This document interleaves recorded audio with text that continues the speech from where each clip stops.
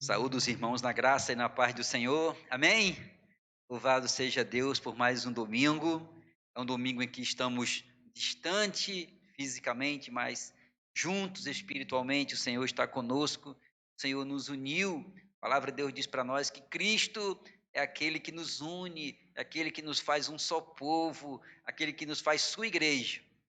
Quero convidar você nessa hora a estar orando comigo, está consagrando esse nosso culto ao Senhor. Você que está na sua casa agora, quero pedir a você que aquiete o seu coração nesse momento, aquiete a sua mente, abrace a pessoa que está do seu lado, o povo de casa pode abraçar, e vamos orar ao Senhor, pedir para que Ele encha as nossas vidas, encha as nossas mentes, encha os nossos corações com a sua presença nessa hora.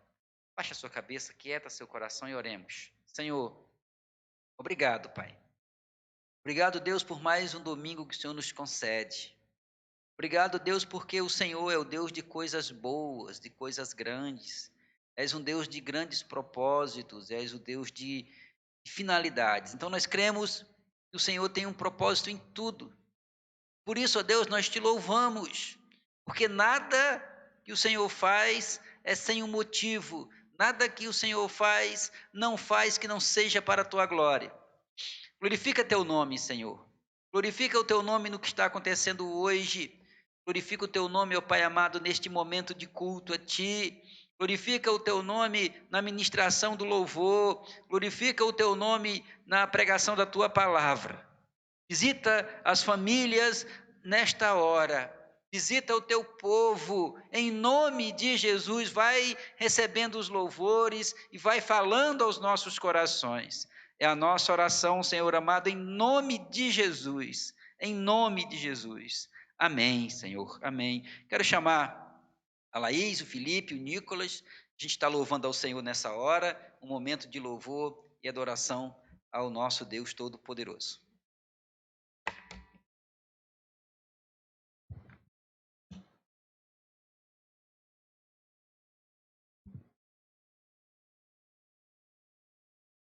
Amém. Saudamos os irmãos com a paz do Senhor.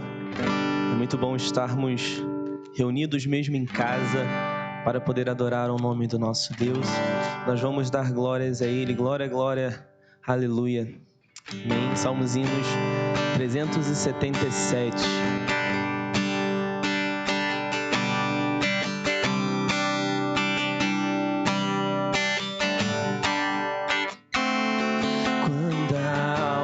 Sequiosa, chega a voz do Salvador, eis que logo reconhece ser Jesus o seu Senhor. Mas se o eu quer levantar-se, revelar algum valor, vencendo vem Jesus.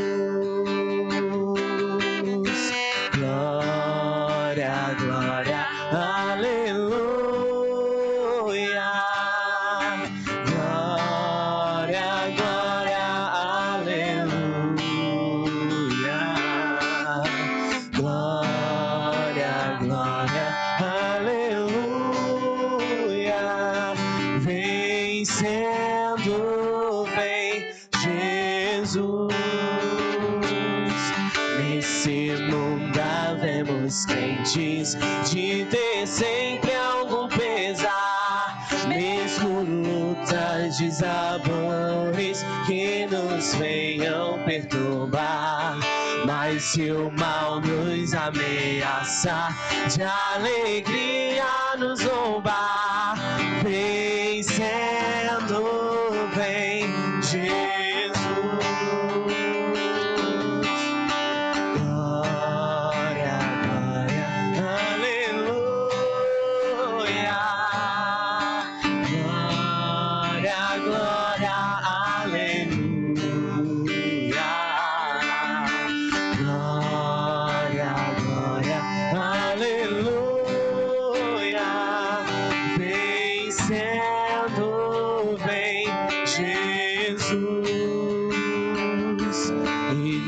inimigos aleivosos, ou rebeldes ou ateus, muitas vezes nos assaltam para nos tornarem seus. Mas se alguém procura ver-nos, vem o gozo do bom Deus, vencendo, vem Jesus. Glória, glória, aleluia. Glória, glória, aleluia.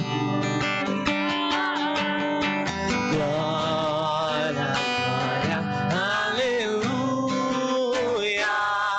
Vencendo, vem Jesus. Vencendo, vencendo, vem Jesus. Vencendo, vencendo, vem Jesus. Aleluia. Pela cruz o Senhor, Ele nos salvou. Pela cruz nós somos justificados. Que nós possamos ter essa noção, né? Que através de Jesus Cristo nós fomos justificados. Através de Jesus Cristo nós fomos resgatados. Nós te agradecemos, Senhor.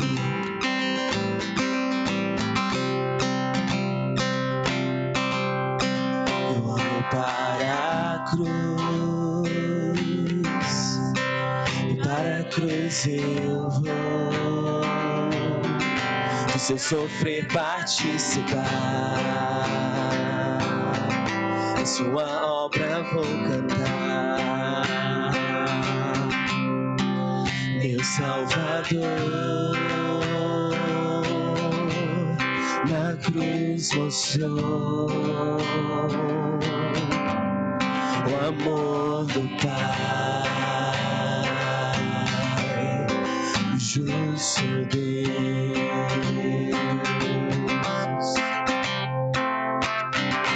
Pela cruz me chamou, gentilmente me atraiu, e eu, sem palavras, me aproximo, quebrantado por seu amor.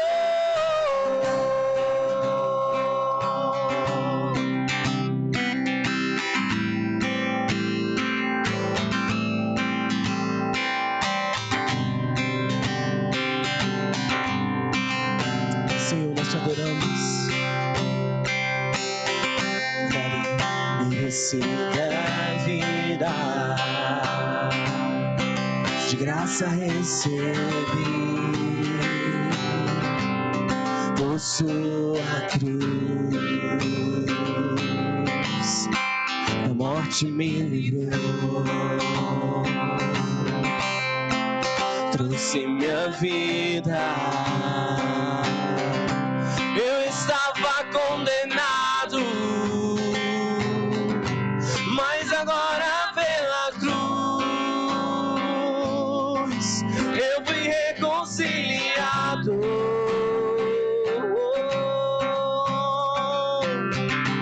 Pela cruz me chamou, gentilmente me atraiu, e eu, sem palavras, me aproximo, quebrantado por seu amor. Pela cruz me chamou, gentilmente me atraiu, e eu, sem palavras, me aproximo, quebrantado por seu amor. Impressionante é o seu amor.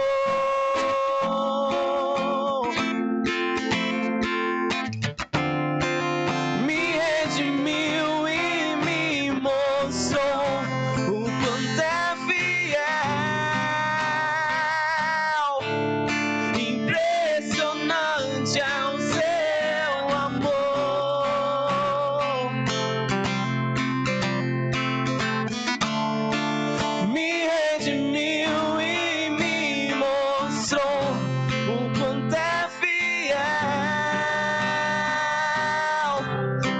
pela cruz me chamou, gentilmente me atraiu e eu, sem palavras, me aproximo, quebrantado o seu amor.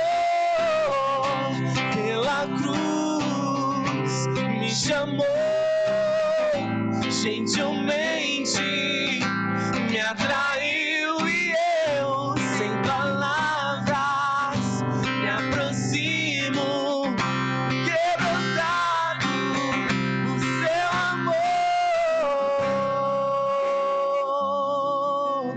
Quebrantados, Senhor, pelo teu amor, completamente pelo teu amor. Nós te adoramos, Senhor. Tu és um Deus santo, tu és um Deus majestoso. Seja adorado aquele que está entre nós.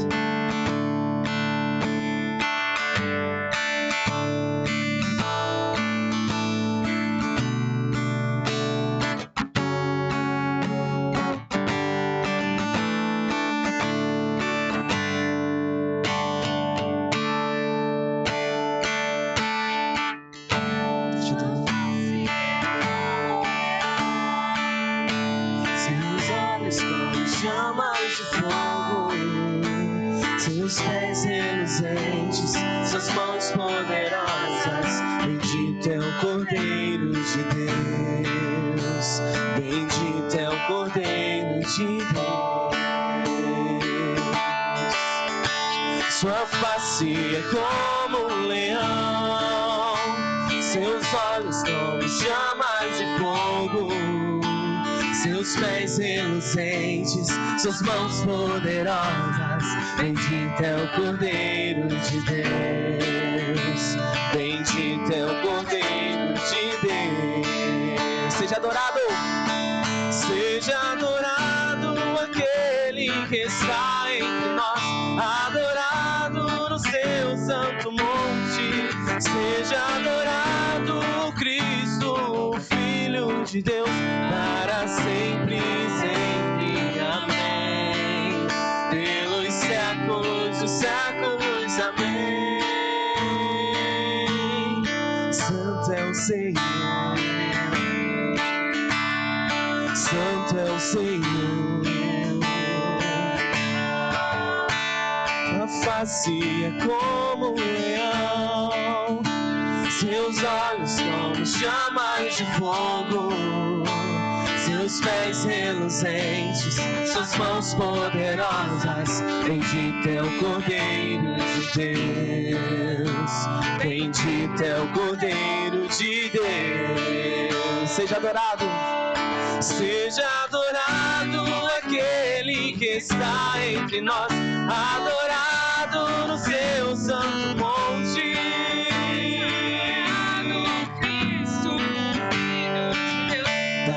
Sempre, sempre, amém. Pelos séculos dos séculos, amém. Seja adorado aquele que está entre nós, adorado no seu santo monte. Seja adorado Cristo, o Filho de Deus, para sempre, sempre, amém. Pelos séculos dos séculos, amém. Santo é o Senhor, santo é o Senhor, santo é o Senhor, santo é o Senhor. Aleluia.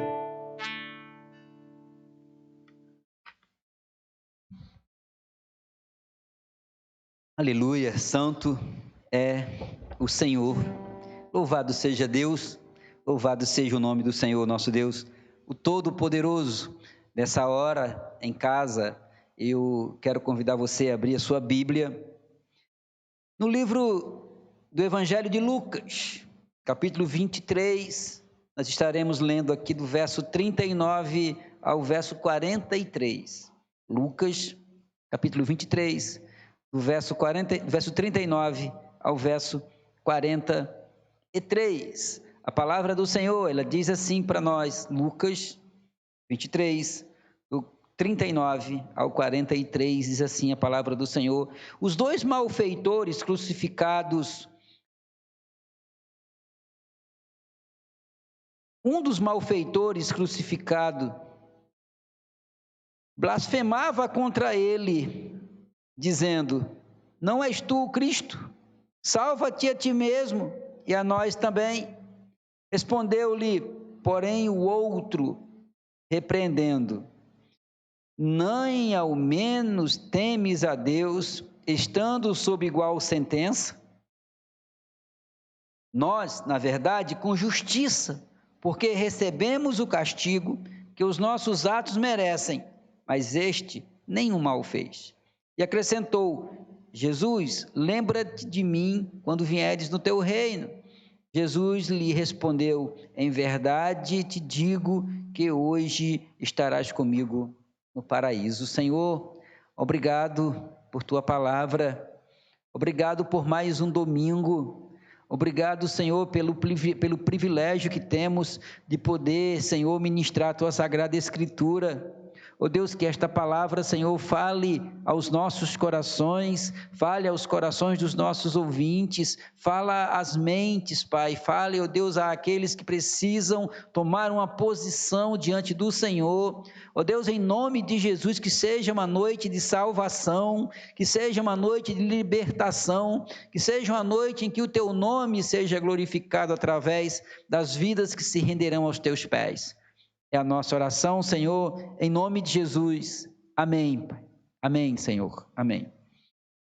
Jesus carregou a sua cruz nas ruas de Jerusalém, rumo ao Gólgota, debaixo de escárnios, blasfêmias, zombaria. Agora ele está crucificado entre dois marginais, entre dois criminosos, uma à direita, outra à esquerda. As autoridades judaicas zombaram de Jesus enquanto ele era crucificado. Estava lá, está aqui mesmo no Evangelho de Lucas, no capítulo 23, verso 35, o texto diz assim: o povo que estava ali a tudo observava. Também as autoridades zombavam, diziam: salvou aos outros, e assim mesmo se salve, se és de fato o Cristo de Deus, o escolhido.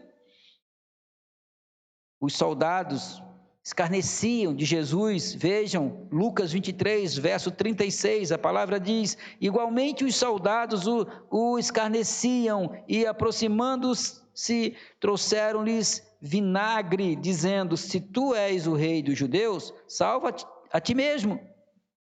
Além deles, um dos malfeitores também blasfemava. Lemos esse texto aqui agora em Lucas 23, 39, mas no texto paralelo a esse, lá no Evangelho de Mateus, capítulo 27, verso 44, o texto vai nos dizer ali que os dois malfeitores blasfemavam de Jesus. E Jesus ali crucificado, a palavra que Jesus tem a dizer àquele povo é levar os olhos aos céus e proclamar ali uma mensagem de perdão, uma mensagem de misericórdia, quando ele diz: Pai, perdoa-lhes, porque eles não sabem o que fazem. Quando o malfeitor da esquerda blasfema contra Jesus, dizendo: salva-te a ti mesmo e a nós também, o da direita se incomoda com aquilo. Então ele repreende o outro companheiro de cruz, por assim dizer, companheiro de condenação, e diz para Jesus assim: lembra-te de mim quando vieres no teu reino. Esses últimos versículos aqui dessa passagem que trata da crucificação do nosso Senhor e Salvador Jesus Cristo é reveladora. Traz para nós revelações muito importantes acerca da salvação. E é preciso que nesta noite nós estejamos aqui meditando acerca disso. O que esse texto nos revela? O que esse texto traz para nós? O que esse texto nos ilumina acerca da salvação em Cristo Jesus? Em primeiro lugar, esse texto nos revela a graça da salvação. Vejam vocês, Lucas capítulo 23, verso 40 e verso 41, o texto diz assim: respondeu-lhe, porém, o outro, repreendendo, dizendo: nem ao menos temes a Deus, estando sob igual sentença? Nós, na verdade, com justiça, porque recebemos o castigo que os nossos atos merecem, mas esse mal algum fez. Este homem que estava crucificado à direita de Jesus era um criminoso. Para alguns estudiosos, esse sujeito aqui era um latrocida. Para outros, era um criminoso que cometia diversos tipos de atos contrários à lei, às leis instituídas pelo Império na época. O fato é que ele passou a sua vida inteira na ilicitude, perturbava a sociedade, não respeitava os bens alheios, não respeitava a propriedade privada, era um criminoso muito perigoso, e o perigo que esse homem representava se justifica pelo fato dele estar sendo condenado à morte por meio de crucificação. Somente os inimigos do Estado, os inimigos de Roma e criminosos muito perigosos eram condenados à cruz. Este homem que levou a vida inteira na prática, à margem da lei, um dia ele foi preso, foi julgado, foi condenado. E nesta Páscoa ele tinha uma esperança, porque em toda Páscoa um criminoso era liberto. Mas a sua esperança logo cessou quando Barrabás é escolhido como o criminoso da vez a ser liberto. Então esse homem viu todas as suas esperanças ruírem. E ele caminha, assim como Jesus, pelas ruas de Jerusalém, carregando a sua cruz, sob xingamentos. E ele chega no Calvário agora, a sua cruz é erguida ao lado direito do Salvador, ao lado direito do Filho de Deus. E esse texto nos revela a salvação, porque aqui, essa salvação pela graça, ela é revelada porque este homem era alguém da pior qualidade. Ele não era boa gente. Eu lembro que a minha professora do catecismo, fui criado como católico apostólico romano, me ensinava que este homem aqui era o bom ladrão. Queridos, não existe bom ladrão.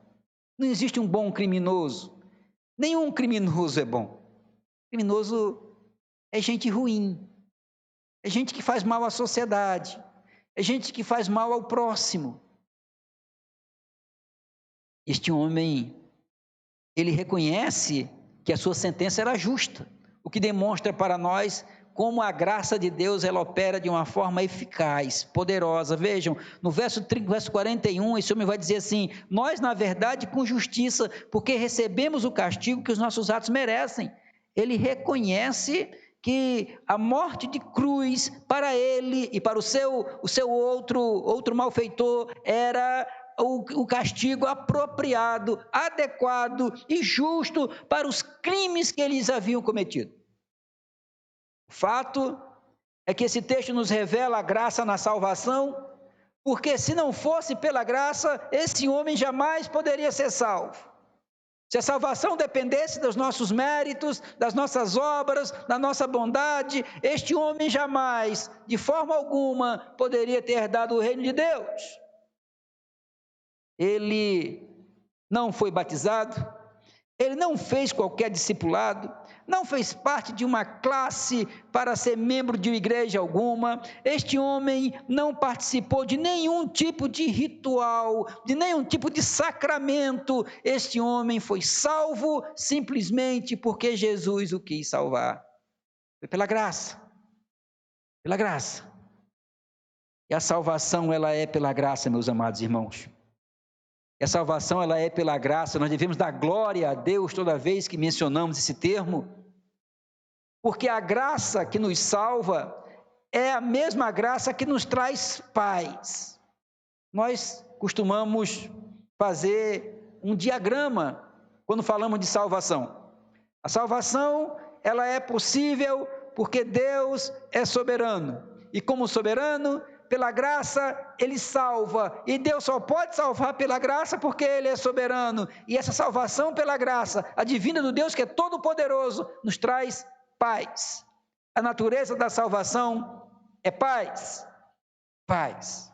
O apóstolo Paulo, lá em Romanos, capítulo 3, versos 23 e 24, Paulo diz assim: todos pecaram e carecem da glória de Deus. Romanos 3, 23. Aí no 24 ele diz: sendo justificados gratuitamente por sua graça. O mesmo apóstolo Paulo, em Romanos capítulo 11, versículo 6, ele vai dizer que a salvação é exclusivamente pela graça, não há nada além da graça, quando ele diz assim, Romanos 11, verso 6, e se é pela graça, já não é pelas obras, do contrário, a graça não seria graça. O que Paulo coloca aqui nesse texto é: não há qualquer participação do mérito humano na salvação. Não há 1/1000 de participação humana.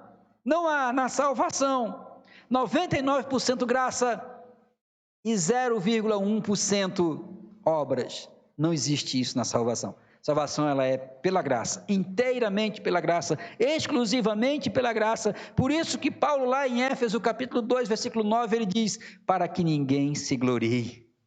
Para que ninguém se glorie.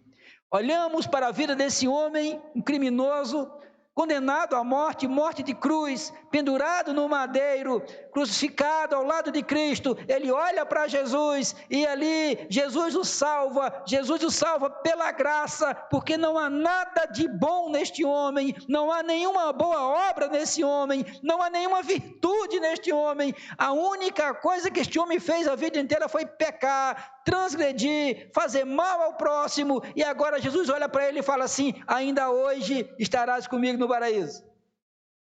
Isso é graça. Que nós possamos num dia como esse, numa noite como esta, nos libertar daquela visão estranha, pagã, de que somos salvos por aquilo que nós fazemos. E nesta noite a gente possa também compreender que o Senhor Jesus nos chama a não desistir de ninguém, a pregar o Evangelho. Porque se Jesus salvou este homem aqui, meu amado irmão, Ele pode salvar qualquer um. É pela graça. Em segundo lugar, esse texto nos revela as evidências da salvação. A salvação é pela graça. A salvação não é pelo mérito do homem, a salvação não é pelas obras, a salvação é pelo que Cristo fez na cruz. Entretanto, esta salvação, ela nos traz evidências. Acompanhe comigo, por gentileza, a leitura do Evangelho de Lucas, verso 23 ao verso... Evangelho de Lucas, capítulo 23, do verso 40 ao verso 43. A palavra vai dizer assim para nós: respondeu-lhes, porém, o outro repreendeu, dizendo: nem ao menos temes a Deus, estando sob igual sentença? Nós, na verdade, com justiça, porque recebemos o castigo que nossos atos merecem, mas este nenhum mal fez. E acrescentou: Jesus, lembra-te de mim quando vieres no teu reino. Esses 3 versículos apresentam para nós pelo menos 3 evidências de que este homem realmente se converteu a Jesus. A salvação tem muitas outras evidências, mas essas 3 aqui são as principais, principalmente no caso deste homem, um criminoso, um fora da lei, alguém que tanto mal fez a toda a humanidade. Vejam, a primeira evidência que esse homem dá de que realmente se converteu a Cristo, que realmente estava salvo em Jesus, foi o seu temor a Deus. Verso 40, ele diz assim: nem ao menos temes a Deus. Percebem como este homem mostra para nós nesse texto que a salvação nos leva a temer a Deus. Nem ao menos temes a Deus. Enquanto nós acharmos que os nossos pecados são coisas simples e que não tem problema, isso indica que nós não fomos salvos ainda, amado. É necessário temer, não para ser salvo, mas porque fomos salvos. O temor não brota no seu coração para salvar você, o temor brota no seu coração porque você já se rendeu a Cristo. Esse homem teme ao Senhor porque aqui ele já havia se rendido ao Senhor. O temor ao Senhor vem do conhecimento que nós temos dele. Quem conhece a Deus, teme a Deus. E aquele que nasceu de novo conhece a Deus, por isso teme. O temor do Senhor vem do entendimento da condenação que o pecado nos impõe, que é a condenação eterna. Esse é o temor, e esse temor só vem no coração que já foi liberto por Jesus, liberto por Cristo Jesus. Então a salvação, ela tem evidências, e nesta noite eu quero convidar você a entregar a sua vida a Jesus, para que esse temor possa brotar no seu coração. A segunda evidência que a salvação traz para nós, que esse texto nos revela, é o reconhecer a condição de pecador. O verso 41 diz para nós: na verdade, com justiça que recebemos o castigo que nossos atos merecem, mas este nenhum mal fez. Nenhum mal fez. Este homem foi preso, foi julgado, foi condenado por crimes muito graves. E agora no madeiro, ele não diz para Jesus como o criminoso da esquerda, ele não diz: salva-te a ti mesmo e a nós também. Ele não faz isso. Ele diz assim, que está pagando o preço pelos atos que ele cometeu, pelo pecado que ele cometeu, pelos erros que ele cometeu. O que esse texto nos ensina aqui, meus amados e queridos irmãos, é que alguém que teve um encontro com Jesus, alguém salvo, não procura culpados para o seu pecado. Este homem poderia culpar o Império Romano, sua crueldade, sua dureza, a sua paz imposta pela força, seus crimes. Ele não culpa o Império Romano aqui. Ele poderia culpar os religiosos judaicos, eram homens hipócritas, praticavam uma religião estranha, legalista, moralista, mas cheia de falsidade. Este homem não culpa a religião judaica. Este homem poderia culpar o meio no qual ele estava inserido. Este homem não faz isso. Ele simplesmente diz assim: a culpa do meu pecado é minha.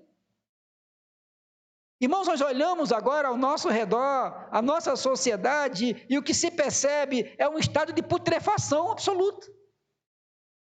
Eu não sou assim tão velho, mas eu lembro da época do meu pai, quando ele dava a palavra dele, ele dizia: a palavra de um homem basta. Eu lembro de contextos em que as pessoas erravam, reconheciam o erro, pediam desculpa pelo erro, e isso era considerado virtude. Hoje, comete-se crimes, e chega-se diante do juiz e diz assim: nego veementemente. Há tempos atrás eu escutei de uma parlamentar brasileira a seguinte frase: nosso partido não é religião para reconhecer erro e pedir desculpas. Esse é o estado da nossa sociedade. Esse é o estado do homem sem Jesus. E é daqui para pior. A tendência dessa sociedade é mergulhar cada vez mais no caos moral. Esse homem, ele dá uma evidência de salvação, porque ele não encobre os seus erros buscando culpados, ele não busca culpados para o seu pecado, ele não busca causas, ele diz: a causa sou eu, a culpa é minha, e o preço que eu estou pagando é justo. Justo. Mas eu falei de ímpios.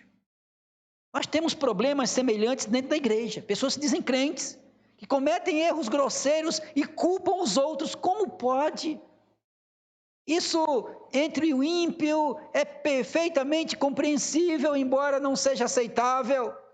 Agora, entre os crentes, como pode alguém que diz que nasceu de novo, não reconhece os seus erros, não reconhece suas falhas, não se desculpa, não pede perdão?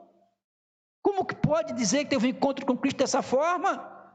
Meus queridos, enquanto você achar que você é uma pessoa boa, não há esperança para você. Alguém que pensa que o seu pecado é inocente e é menos grave do que o pecado do seu vizinho, é alguém que precisa de salvação. Por mais que você seja membro de igreja, por mais que você tenha sido criado dentro de uma igreja evangélica, por mais que você seja religioso, se para você o seu pecado é menos grave do que o pecado do vizinho, se para você o seu pecado é algo inocente, você é boa pessoa, isso indica que você é alguém que precisa nascer de novo. Você tem encontro com Jesus. Este homem aqui, nesse texto, nos dá uma terceira evidência da sua conversão. A primeira evidência da salvação é você reconhecer o seu pecado. A segunda é temer a Deus. E a terceira é reconhecer o senhorio de Cristo. Verso 42, esse homem diz assim: e acrescentou-lhes: Jesus, lembra-te de mim quando vieres no teu reino. Ora, o temor do Senhor, o reconhecer pecado, como evidência de que alguém realmente foi salvo, só pode desaguar num caminho. Jesus é o Senhor da vida dessa pessoa aqui. Esse homem reconhece que aquele que está crucificado à sua esquerda, porque ele estava à direita de Jesus, é o Filho de Deus, é o Salvador, é Rei. Então ele diz: lembra-te de mim quando vieres no teu reino. Ele reconhece Jesus como Senhor, ele reconhece Jesus como Salvador, ele reconhece Jesus como Filho de Deus. Aleluia! A salvação, ela tem que trazer nas nossas vidas pelo menos essas três evidências: temor do Senhor, reconhecer o pecado e reconhecer a Cristo como seu Senhor. Louvado seja Deus. Em terceiro lugar, esse texto nos revela a urgência da salvação. O texto nos revela a graça da salvação, o texto nos revela as consequências, as evidências dessa salvação, mas o texto também nos revela a sua urgência. Lucas capítulo 23, verso 43, a palavra diz assim: Jesus lhes respondeu: em verdade te digo que hoje estarás comigo no paraíso. Hoje estarás comigo no paraíso. Eu quero ler de novo com vocês uma parte do versículo 42, quando esse homem diz: lembra-te de mim quando vieres no teu reino. Este homem esperava algum tipo de salvação distante, vindoura, demorada, no final dos tempos. Ele tinha uma visão de salvação para distante, para o futuro. Aí Jesus diz para ele: a salvação é agora. Ainda hoje estarás comigo no paraíso. A salvação oferecida por Jesus, ela é imediata, ela é para hoje. Então não perca tempo. Essa salvação é para hoje, porque ela não está no passado. Essa salvação é para hoje, porque ela não está no futuro. Você precisa de Jesus hoje. O domínio do amanhã não pertence a você. O futuro não está nas suas mãos. Você precisa de Jesus hoje. Quando Jesus diz: hoje estarás comigo no paraíso, ele desmascara, derruba, destrona, destrói uma série de pensamentos equivocados acerca da salvação. Vejam vocês, quando ele diz: ainda hoje estarás comigo no paraíso, ele está dizendo para nós de uma forma clara que a salvação ela é imediata e que após você morrer, você não vai por purgatório, ficar um período pagando pelos seus pecados, para depois de justificado ou seus pecados serem queimados no purgatório, serem purgados no purgatório, você possa então entrar no reino eterno com Jesus. Essa é uma doutrina católica apostólica romana que não encontra eco na Escritura. Salvação é hoje. Entregue a sua vida a Jesus hoje. É hoje que Ele quer salvar você. Mas também desmascara uma outra doutrina que também não encontra eco na Escritura, aquela que diz que você vive, morre, reencarna, vive, morre, reencarna, vive, morre, reencarna, uma sequência infinitas de reencarnações até você se aperfeiçoar espiritualmente.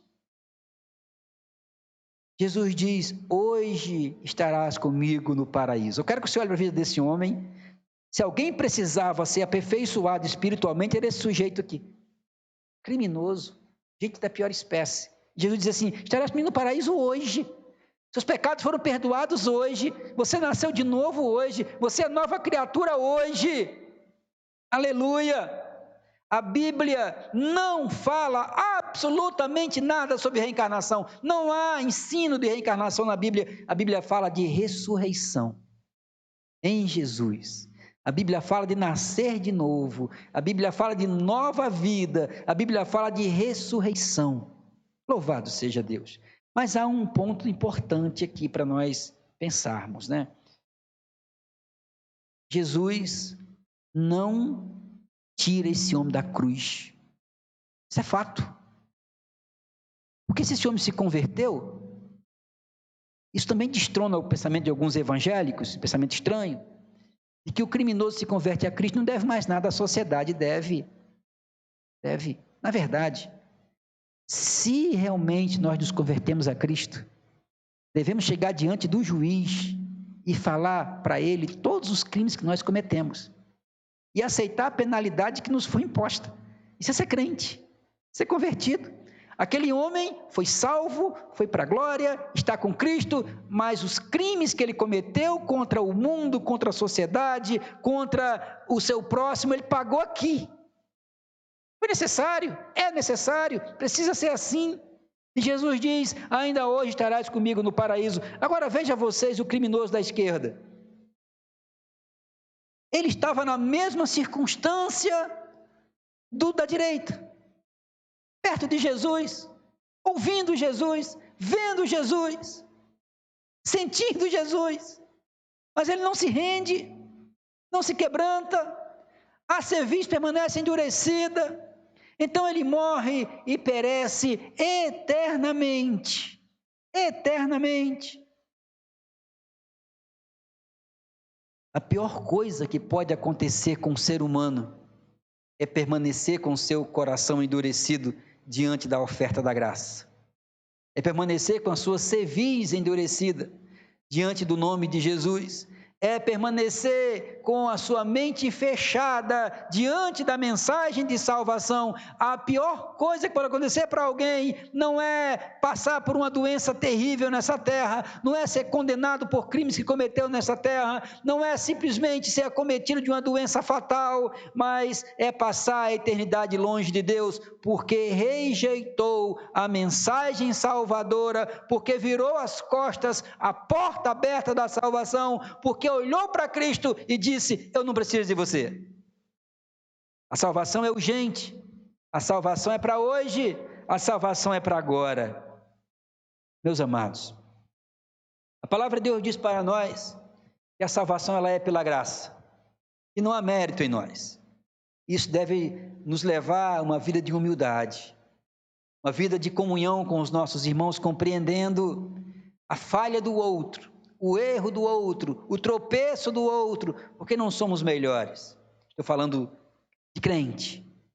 A salvação ela é pela graça, indica para nós que por mais que você faça coisas boas, coisas humanamente falando positivas, você não pode salvar por meio delas, porque a Bíblia diz que as nossas boas obras no trato da salvação não passam de trapos de imundície.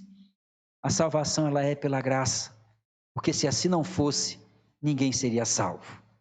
Meus amados, esta salvação ela é evidente na vida daquele que se rende a Cristo, ela torna-se aparente na vida daquele que entrega a sua vida a Jesus. Esta salvação ela é urgente. Você precisa de Jesus. Eu quero desafiar você nesta hora a entregar a sua vida a Ele. Eu quero desafiar você nesta hora a fazer uma oração de entrega a Jesus, uma oração de entrega a Ele e dizendo, Senhor, eu quero que o Senhor tome conta da minha vida, eu quero entregar minha vida a Ti, eu quero declarar que Tu és o meu Senhor e o meu Salvador. Faz comigo esta oração se você nesta noite resolve tomar esta decisão diante de Jesus. Senhor, em nome de Jesus, Pai, toma as vidas que ouviram esta palavra em Tuas mãos. A Tua palavra que não volta vazia, a Tua palavra que cumpre o propósito ao qual ela foi estabelecida. Ó Deus, em nome de Jesus, toma em Tuas mãos, Senhor Deus, aqueles nossos parentes que ainda não Te conhecem como Salvador. Toma em Tuas mãos, Senhor Deus, aqueles que ainda não se renderam a Ti. Ó Deus, em nome de Jesus, faz uma obra de salvação nesta noite, uma obra de libertação. Ó Deus, que essas pessoas possam compreender que é a Tua graça soberana, maravilhosa, gloriosa, que nos liberta da condenação eterna. Ó Deus, que nós possamos nesta noite, ó Pai, entender a gravidade do nosso pecado e a urgência de entregarmos as nossas vidas a Ti. Ó Deus, em nome de Jesus, visita cada lar nesta hora, pai, visita cada filho que ainda não te conhece como Senhor e Salvador, visita cada marido que ainda não se rendeu a ti, visita cada esposa que não te serve. Ó Deus, em nome de Jesus, glorifica o teu nome salvando, completando os lares dos teus servos e glorificando o teu nome em nossas vidas. É a nossa oração, Senhor, em nome de Jesus. Amém, Pai. Amém. Irmãos, quero agradecer a você que abriu a porta da sua casa para nos ouvir nesta noite. Quero agradecer a você por tudo que você deixou de fazer para estar cultuando ao nosso Deus juntamente conosco aqui nesta noite. Eu quero chamar de novo o Nicolas, o Felipe e a Laís. Estamos entoando mais um louvor. Em seguida, a Laís vai fazer a oração final. Nós estaremos impetrando a bênção apostólica, encerrando o nosso culto nesta noite. Amém. Vamos estar louvando o cântico conhecido dos irmãos, quase oficial meu, né? Sempre que eu canto, nós louvamos com esse louvor. E não tem como não cantar outro, senão esse, Maravilhosa Graça. Maravilhosa Graça do nosso Deus.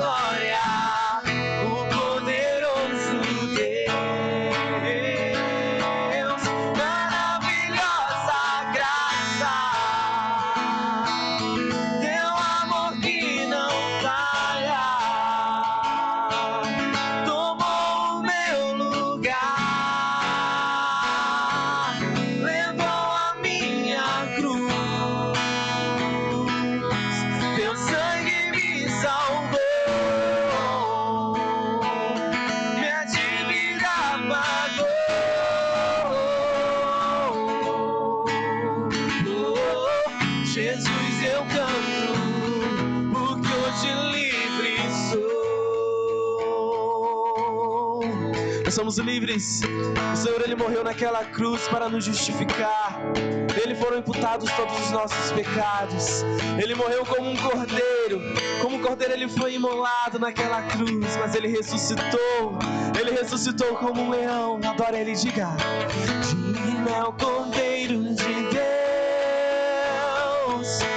Digno é o Cordeiro que a morte venceu. Digno é o Cordeiro de Deus.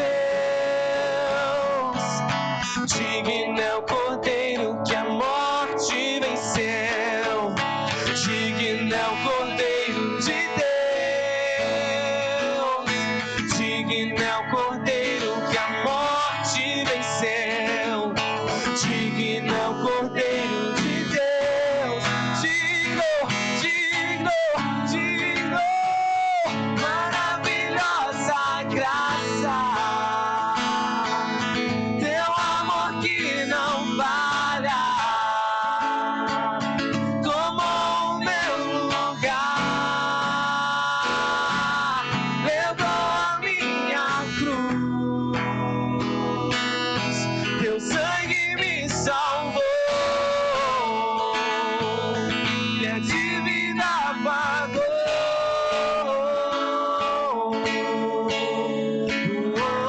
Jesus, eu canto, porque hoje livre sou.